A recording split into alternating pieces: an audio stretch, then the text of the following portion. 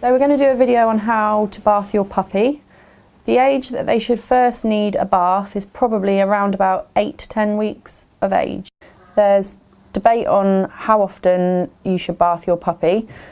It's entirely up to you when you want to do it. Maybe once a week, once every couple of weeks, but really when they're dirty. The shampoo is meant for puppies, so it won't be too harsh and it shouldn't strip the oils from the coat. So before you start, you need to get everything ready that you're going to need so you don't have to leave your puppy unattended. So you can either do it in the bath or a basin, sometimes the sink, depending on the size of your puppy. Get yourself some nice mild puppy shampoo, some nice fluffy towels, a soft brush and some treats. Make sure the puppy's happy in the bath. We want to make this a really positive experience, so make sure they've had plenty of treats so they're not going to be scared of this experience, because it's quite important for hygiene reasons that they are kept clean. First of all, you need to brush your puppy.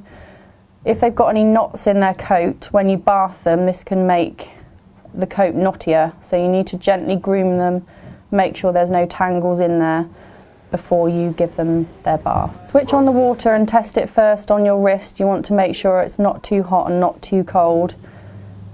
So a nice lukewarm temperature.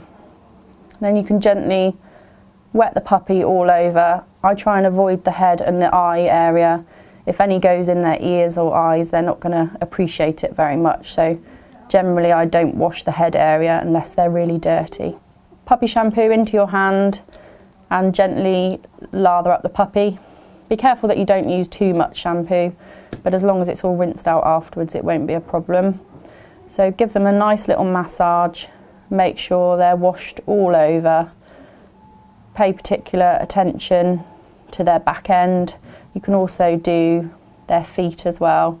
And as I say, I tend not to do the head area. Make sure the shampoo's well rubbed in and the coat is all lathered up nicely. So the whole bathing process should take no longer than about 5 minutes from start to finish. Otherwise your puppy will get bored and they'll also start to get cold. Once the puppy's all shampooed up, switch the water on again and make sure you test it again on your wrist to make sure it's the right temperature. And then start rinsing off all the shampoo. This is the really important part. If you leave any shampoo in the coat, it can irritate the dog afterwards and give them itchy or scurfy skin. So we need to make sure that all of the shampoo is washed out and the water is running clear. So once the puppy's all rinsed off, you could squeeze out any excess water if you've got a very long-haired puppy. Otherwise, get yourself your nice fluffy towel and start drying them off. You want to make sure that they're kept nice and wrapped up and warm.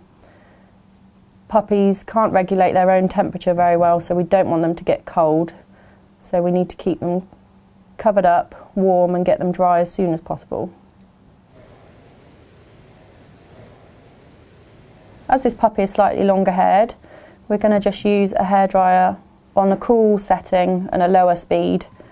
He has had it done before, so he is used to it and he didn't mind too much. But obviously some puppies may be scared of this experience, so get them used to the noise first gradually and give them plenty of treats. Make sure you don't hold the hairdryer too close to them, otherwise you could burn the skin. The puppy doesn't have to be completely dry, but as long as the majority of the coat is dry, they shouldn't get too cold. Just obviously make sure you keep them indoors afterwards until they're fully dry. And make sure they've had plenty of treats, so they've enjoyed their first bathing experience.